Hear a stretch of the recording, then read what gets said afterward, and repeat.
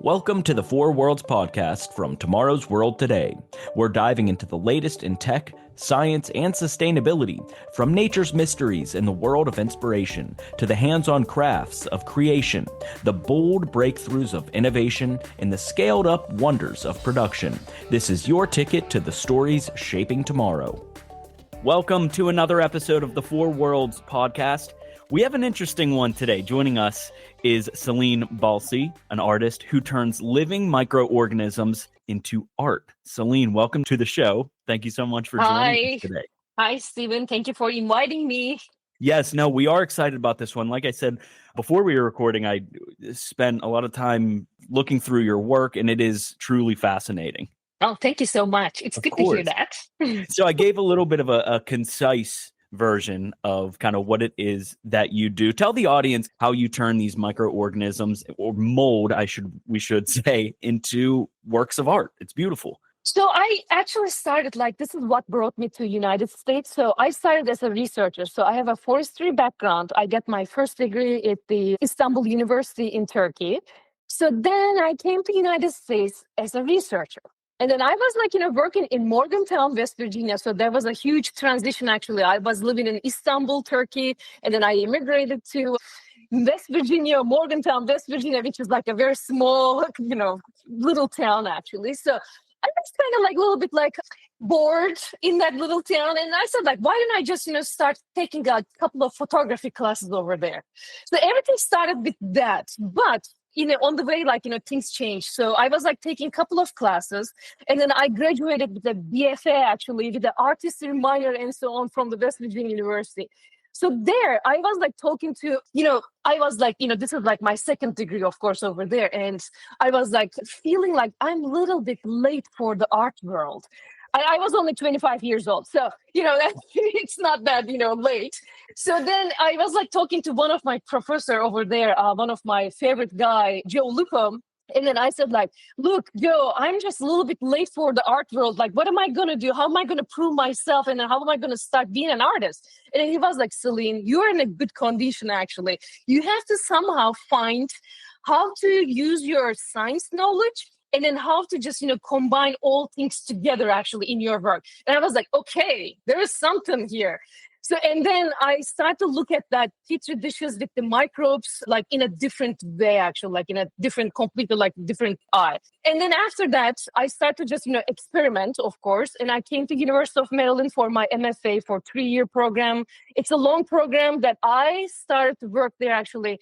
My question was how I can use these microorganisms living in their comfortable life in the petri dishes, and then how I can just, combine them with the art mediums like paper, like panels, canvas, how I can just, combine them all together. So everything started like that, actually. So, but you know what, if I didn't have my background in microbiology, in forestry, I wouldn't be able to do anything like this in my own art practice, basically. So everything just, blended together in a good way for me, basically.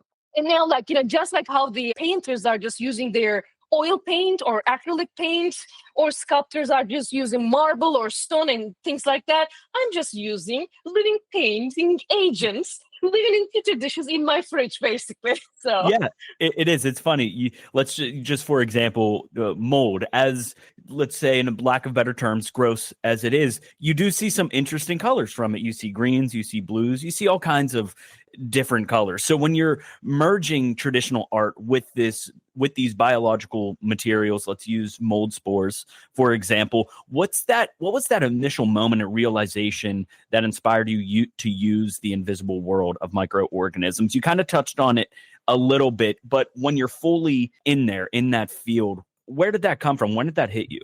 No, I was just looking after that conversation with my professor. I was just looking at the petri dishes, and then I noticed I have some color palettes. It's not a lot. It changes every season to season. I have yellows and greens and reds, and I noticed these are kind of acting like paint, basically. So I said why don't I just use this as the art medium? So basically everything started with like that. So I was just, checking them through the microscope and so on, but how they grow, like how they become basically, and then have that physical body, just, it's amazing basically. I mean, they live in the nature. Right now, you're in that room, like you're on your skin, on the air, like we have like a lot of microorganisms living, but we don't see them basically. But if you give them the right conditions, right food material, they become like visible, and then they have like a physical body, like it becomes like red and orange and yellow and green and so on.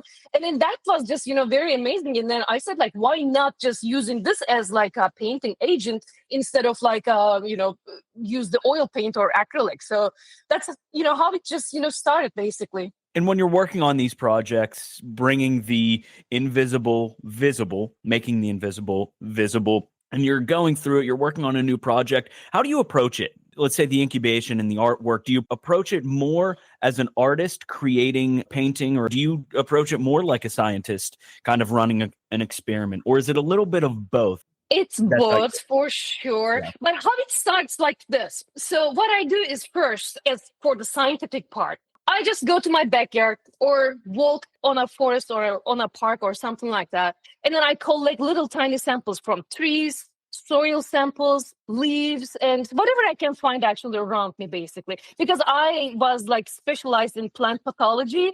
So that's why I'm just, always like going towards that, plants and things like that. And then I collect my samples, bringing them into my studio. And then there's a certain scientific way actually of like isolating those microbes actually from those mediums. So, you wash it with alcohol and bleach it and so on. And then you place them into the petri dishes. After that point, they start to just, grow actually from that, stuff. But it is like, all of them like, combined, like, blended to each other. Then I isolate like every single color I see in the petri dish, like the reds and the yellows and all of those things. And then just isolate them and then create my color palette. So I have like, 7 or 8, different colors, not a lot. It changes season to season for sure. But after that, things start. But that is the scientific approach at the beginning. So you collect, you isolate, and right after that, still like it continues, it gives the science part gives the work a little bit more like a structure. You have to clean everything. You have to work like you're like working in a lab environment. Mm-hmm. You have to sterilize. You have to use UV lights, Lysol sprays, bleaching, and so on. So everything is like, and all of your tools needs to be like very, very clean. Otherwise the contamination happens. We can more talk about the contamination later on. And then the artistic side comes in after everything grows. It gives me even like, for example, I have to give mold spores like a potato-based agar. Then they just, show their colors much better. If I give them like corn-based, they're like flat. Like they're not giving me any colors at all. So you have to research basically, like, you have to just, figure out like, are they gonna, like the potato, or are they gonna like corn? Like, some of them love potato more, some of them love corn. So you have to test. You have to just, test in the petri dishes too, actually, like how they're gonna react to each other. Are they going to just, grow and then just create a border right in the middle? Or they're going to grow on top of each other, like it happens. They eat sometimes each other, so, it happens too. So you have to just experiment at the beginning, and then you have to just, start to the artistic part. So the artistic part is a little bit more like emotional decision-making, a little bit more. So after everything grows, the colors are established, the forms are established, then I just, start drawing them and then select the parts on the paper like that I love. So some of them are like, creating really nice borders. Actually, maybe you saw it on my website. So they create like nice borders. So yep. I love that kind of borders actually. So they that means actually they establish their own territories over there, and then they are like happily living right now in that living platform. Then after that, I just select, and then I decide actually which one is going to be in what, or in the big installation, like, where our things are going to be basically, because like my installations are usually like including like hundreds of different size panels. So I have to just decide on which one is going to be going well with the other one. So I have to just, decide artistically later on. But like, honestly, both of them are just, included in the whole process basically. Of course, when you're doing something that you're doing, you have a very specific background. You have a background in microbiology, and that just so happens to make beautiful art with the background that you learned in the scientific side. And when you're explaining that, just how you're, let's say, growing the mold spores, is it important to kind of get on that, let's say, personal level with this natural phenomenon that you're doing to create this art, trying to get in that kind of headspace before you create something? Well, yeah, I mean, there's always an idea, but like, the idea is like more like bigger kind of like Hmm. idea, like, because like, what happens is actually, so I take them from the nature, put them into the petri dishes or like living platform. I Hmm. give them the food. I give them the surface to live on. Sometimes it is only like, 8 by 10 inches big. Sometimes it's 12 by 12, sometimes 16 by 20 inches big, but it's not huge. Everything is restricted in that environment. Like the food is restricted, water is restricted, the space is restricted. So they have to live. I see myself actually in there, like, Hmm. as a human being, basically, like when they're like growing, because like they're trying to survive too over there in that environment, basically. They're like, oh, okay, the food is kind of like, restricted, limited here. Let's get some more territories and then grow faster so we can survive. And then they just fight with each other. They create conflicts. There are like borderlines, like, achieved actually in the surface. So there actually I see a little bit us, the Hmm. humans. So, or our world, what we do, like we're just using our resources again and again and again. And then we make wars and so on. Like, I see some kind of like a human condition and Sure. behaviors actually, like, in that little container in the petri dish or in the living platform. So there actually I see, myself a little bit there. So all the content, actually, Mhm. all of my ideas like coming from that kind of like approach. Right. Like it's like a mini kind of like a prototype of our world in that little tiny space. That's an interesting way to look at it. And just like life, nothing is ever perfect. Do you think that imperfection of an unpredictability of how the microorganisms grow and develop, does that make, when you're creating a piece, does that make it a little more special as you're creating it, that imperfection? Certainly, because I cannot eliminate the contamination. so, so actually, like, you maybe you saw it, but one of my largest series of the installations, it's called as contamination.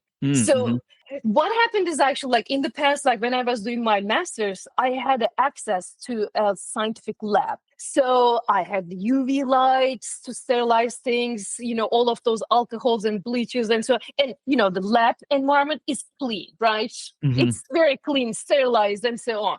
But after I graduated, I lost that science lab access. So I was like, I ended up like in the artistic lab, artistic studio, which is not clean at all. Like, I mean, I clean it, but it is like almost impossible actually to just clean all the surfaces. Like I use like Lysol sprays, Clorox, bleach, all kinds of like, whatever I can find actually. I clean everything initially. But what happens is like I use like very highly nutritious medium, growth medium. So what happens is like we have lots of microorganisms on the air. I have things on my hair or on my skin or my hands. Although like I'm using like gloves and then like the lab coat and so on, it is impossible to just eliminate everything. Sure. So I mean, even like Alexander Fleming, he found penicillium just like that. He left a couple of the petri dishes in his desk, and then he get back from vacation, and then he was like, "Oh, there's something growing," and he saved the whole humanity. Think about it. So Sure. Something, yeah, just like that. yeah. So like we have everything all around us, like we are Hmm. covered with microorganisms, mold spores, and things like that. We just don't see them. So once they just see that nutritious growth medium on my surfaces, they land there and then they start to grow. Even though like I am just really cleaning everything, it happens. And then at some point, I was trying to just eliminate the contamination. Actually, at the beginning of my career, I was like, no, I'm not going to allow this, little tiny dot growing over there. So I just, wanted to just everything like, perfectly growing. But at some point I noticed like I am not doing it's scientific experimentation. I am just creating an artwork, and Right. this is not necessary because like I was wasting my resources basically. All Mhm. of those scientific growth mediums and so on, it is expensive. So Mhm. like I cannot waste it. And I said, like, why don't I just work with the natural forces, basically? That would be much better, actually, for me.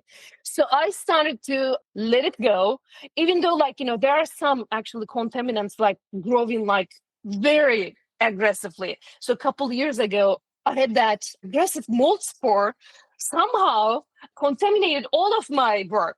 It was like growing like in like 2 days. I still don't know like what it was actually, but it was like a black, hairy kind of like growth actually. Interesting. It was growing and then like covering the whole surface, and then the other ones were like, we cannot grow here. So so that was really bad. And then, I mean, I cleaned everything. And then, right now I'm clean out of that. So I somehow like, it's gone. But sometimes it happens. And then if it Mhm. is not that much aggressive, I'm okay. If it is like very, very aggressive and if it's really affecting the work, I have to really clean it up, of course. Mhm. At some point I said like, I mean, I'm just going to use the contaminants and then I'm going to call as title contamination. So why not? So, Why not? because and then it just actually like it nourishes the Yeah. surface a little bit more because like they come and then land like a little tiny spots, and then sometimes like it creates like a really good look, picture wise, like really good look. So Mm. at some point I said like why not, so because I'm not creating any scientific kind of like a paper or like a experimentation, I'm just doing this for art. So let it go. So it becomes a nourishment on the surface, basically. I mean, it's, Exactly. we've worked with biological mediums, like, you cannot eliminate some of the things. So Yeah. it's okay. And I have a great appreciation for your science background and gathering these microorganisms, growing these microorganisms. I want to talk about your creation process and some of those projects. You talked a little bit about the contamination project. What about like Echoes of Nature? That one was really interesting to me. Let the audience kind of know what that is. This piece of art, a photo of mold accompanied by the sound of an alarm that represents something a little deeper. So I live in Annapolis. Okay. So that is Annapolis, Maryland. And then I'm just, walking distance to the Chesapeake Bay. Mm-hmm. So whenever during the summertime, actually, whenever I'm just, walking through the beach, like I see like lots of plastic, Mm-hmm. little tiny plastic pollution on the sand.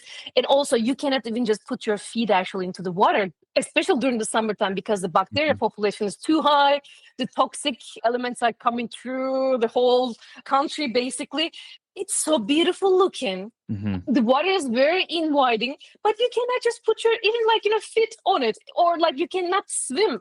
So one of my neighbor, actually, he's a little bit older than me, so he said like 40 years ago they were able to swim actually in Chesapeake Bay. So 40 years later now we cannot Mm-hmm. even put our feet in there. And what is going to happen in 10 years later then? Mm-hmm. So it is going to be impossible to touch even to that water, Right. basically. So I decided, so this is like a developing project, basically. So I said, why didn't I just, take the Polaroid photos of these beautiful landscapes? So the Polaroid photos are like, you can only take one photo. You Right. cannot copy the Polaroid photos. It's a very old technique. So Mm-hmm. you have only one, just like our Earth, basically. We don't have to just look for other planets to live on or something like that. We have one, and then it's only one single one.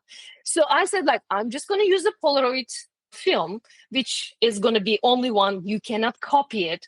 And then I said, like, I'm just going to do the time lapse of like showing, like, how they are just going to grow, basically. So that time lapse is actually like showing us like what is coming, what is on the way. And I said, like, why don't I just, isolate the mold spores from that site, specifically from that location that I took the photos of.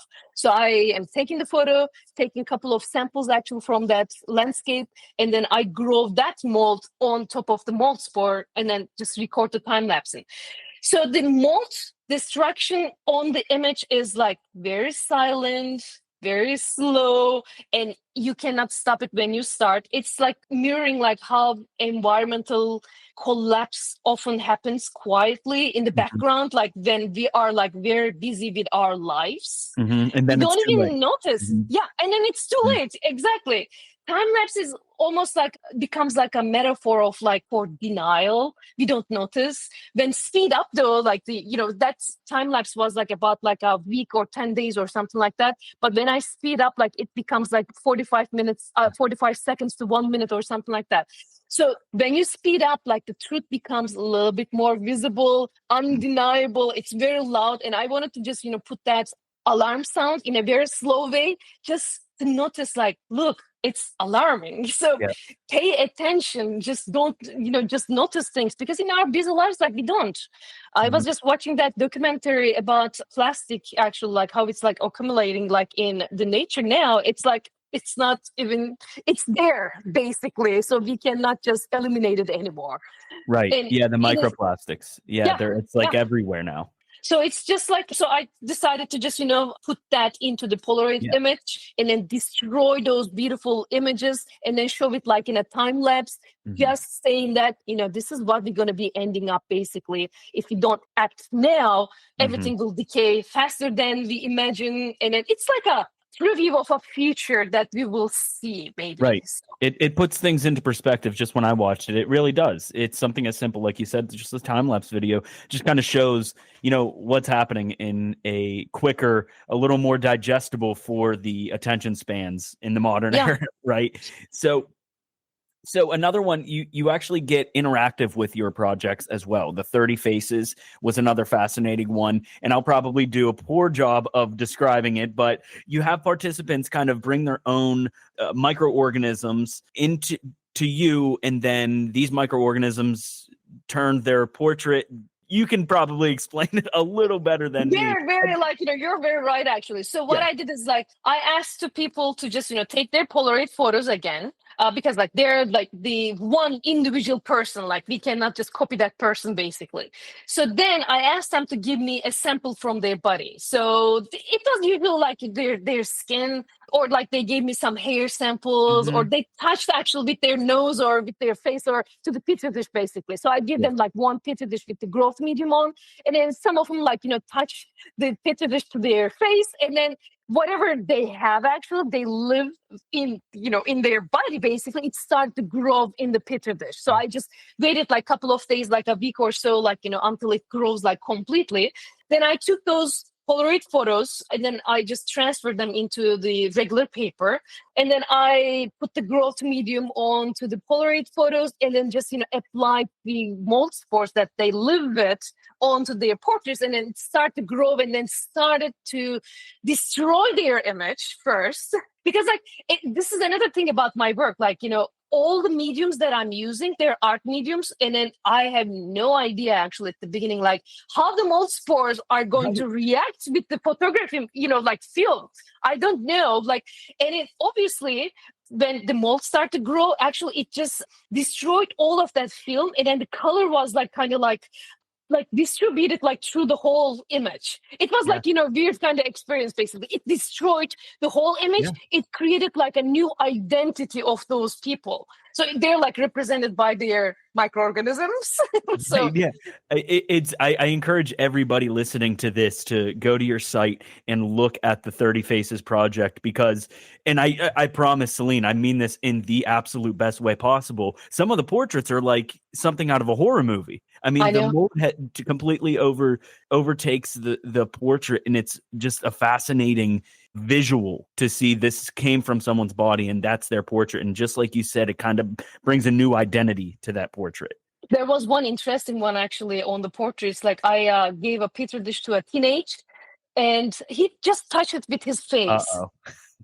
And I have never seen that mold spore actually before. It was like growing like a forest. Really, I mean it. So it was like growing like usually, mold grows like vertically and a little bit horizontally. Yeah. I mean, it's like, it creates like a fluffy kind of things. This one was like going like a forest, almost like a grassy kind of like a mold spore. I still don't know what it is, but that was my centerpiece actually. So I Yeah, really love that one. I mean, I think we could tell this is like a PSA for teenagers. Personal hygiene is very important. Wash your face. exactly. That's right. But Oh, it's that's like, great. it's very interesting actually, like, it was for the people, like, just to see what they had. And some people didn't even want to just, participated in this. So Mhm, I did this project actually for the Baltimore Museum of Art for part of my exhibition over there. mhm, I plan to I asked like, 200 people. I just wanted to just do like, complete 200 people actually for the whole project. I ended up with 120. Couple people like didn't want to participate because like I mean they didn't want to just see what they have in their body. The mhm. other thing is actually like whenever I'm doing this project I'm just thinking death at the same time because like we have these things living in our skin, in our bodies, like in our gut, right? We have a lot of bacteria and so on living, and we need them to survive basically. Mhm. So what happens is when we die, what will happen is like those microorganisms will just have a feast on us, and Mhm. then they will decompose us, and then we're going to be part of the nature again. Like it is like a circle of life basically, right? This is Right. like, I mean, this is how life, like we have to accept that, right? This is how life continues in our world basically, in Mhm. our nature. Some people, they were like, you know what, I just don't want to see it, like because like maybe it was like Yeah, reminding them dying. And then some people said like, oh, I'm not going to give you my DNA. Actually, like, I cannot just take your DNA from your you're gonna skin. clone them. I, I don't have that kind of like an environment in my studio. I am like barely can do like, I'll do the, uncontaminated kind of like work. Like, it's not going to work. I don't have that kind of equipment. I wish I could do that. I could just clone myself first, that would be fun. But like, yeah, some people are really like reacting like, oh, no, no, no, no, I'm not going to give you my DNA. You cannot take it. But I'm like, I'm okay, all right. Some people are like just, seeing like what they have in their Yeah, body, they are really enjoying. I mean, most of the people, that 120 people came to the exhibition and they were like looking for themselves. And then yeah. just, trying to identify themselves. And then they were like, what do I have in my skin? I mean, mostly like, very common mold spores are just growing actually from our skin. So it's nothing is like, Right. dangerous or, Oh, anything absolutely. going to Absolutely. hurt you. So we just, living happily with them basically. So Yeah. they're part of our identity. Yeah, exactly. It's all part of us. And I'm glad you talked about that kind of human interaction, whether it's an audience or a participant reacting to this artwork, because just like you said, it varies, how people will react to that. So I like that little transparency and little peek behind the glass when it comes to the human interaction with this. Now, with the actual artwork itself, how do you preserve these pieces? Because of course it is living organisms that you're working with. How do you preserve them after the project or a piece is done? So they grow. So when they are growing, I have to just, give them the right food, right temperature, right humidity. And then they're all like growing in like plastic containers and so on. Mhm. And then after that, I complete all that, they give me the colors, they give me the forms and the shapes that I love. Then I have to stop it. So stopping is meaning like drying the plates basically, like, or that living platform, whether I use like paper or like a Mhm. panel or like Polaroid photo, I let it just dry very slowly. So if you don't do that slowly, then it's going to just mess up. You have to stop it at some point, Mhm. otherwise it is going to keep growing and growing and growing, and it's going to be like a weird kind of like a landscape. So you don't want to see that. So I stop it at some point, dry it, and then after that, I use epoxy resin on top. But it is tricky too. So I spent a couple of years actually finding that right epoxy resin. So I worked with, like, when I was at school, I worked with painters, and then all of my professors were like, Celine, how you are going to just, preserve this? Because like you want to sell it or you want to, Yeah. exhibit like for a couple of years or something like that. How are we going to preserve it? I was like, I don't know. I didn't have Great any question. answer. Yeah. And then like I tested, like everything is like testing and error. You try, you Mhm. error, and then you just, get back again, and then you try to find the right material. Mhm. So I tested like a lot of different epoxy resin. Nothing worked for years. So like I think like what 6, 7 years ago, I found this like non-toxic epoxy resin. Mm. And then I said, like, if this works, it works. If not, I'm not preserving anything. So I was preserving before then too, but it was just the acrylic spray. And, and then the surface is like very biological, very fragile. And then you cannot just, keep it like, Right. like it's like old, like Renaissance kind of paintings because they were using egg tempera. So like you will see always like cracks on the surface Sure. of those Hmm. things. So that was happening to me too because I'm using organic mediums too. Then I tested that non-toxic epoxy resin and it was like, okay, wait a second, I found something. So it is able to just, keep the colors. Of course, the fluffiness is kind of like going down a little bit, but Uh-huh. I can just keep the forms. I can keep the colors. Those are the most important things in the Yeah. work, basically. So with that, I start to just, preserve the work. Another thing is I don't know how long. So we're going to see it in the way. So, I have some work that is epoxied actually for, more than 6, 7 years now. They're like, staying still. They're not going to grow, basically. Hmm. When I do exhibitions, sometimes I put like living mediums actually, and then, things are growing and then changing during the exhibition time. And then sometimes they call me from the galleries and then, Celine, the piece is kind of like dripping. Well, it will happen because there's the biological activities happening. So I love that kind of like results too, because like Right. there's that cycle, there's change, colors Hmm. are changing, the forms are changing. So that is part of the work.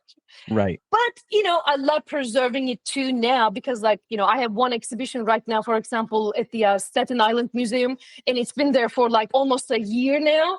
The work, it's still, and it's not going to Amazing. grow on the walls of the museum or something like that. So everything is like, under the Under preservation. So which is control. good. Under Yeah, control. it's Yeah, all that's good. good. Everything's under control. That's great. I love it. Exactly.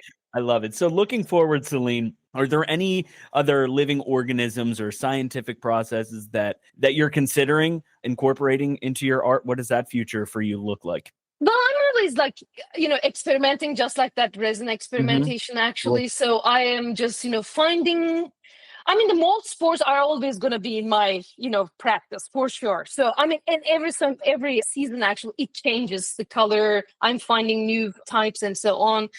More than that, I am always like experimenting with the new art material, like the Polaroid film.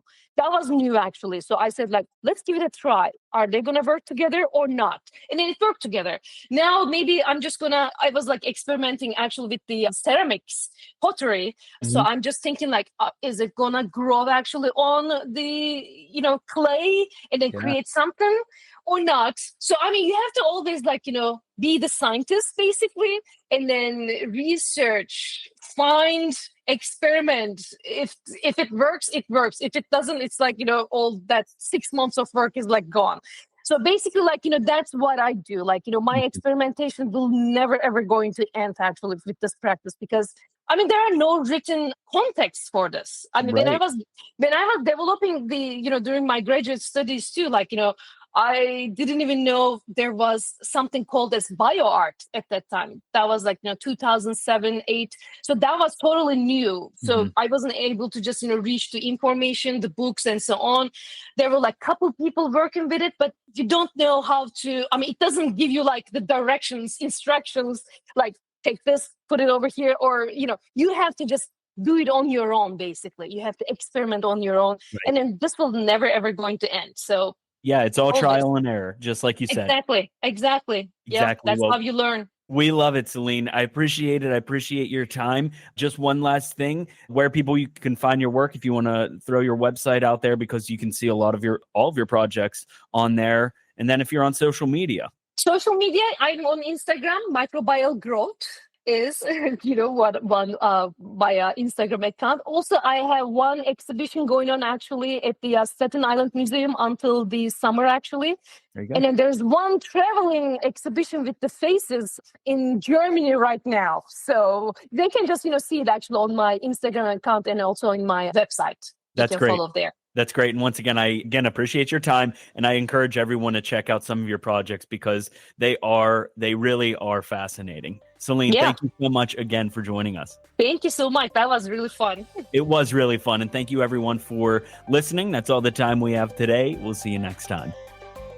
Thanks for listening to this episode of the Four Worlds Podcast.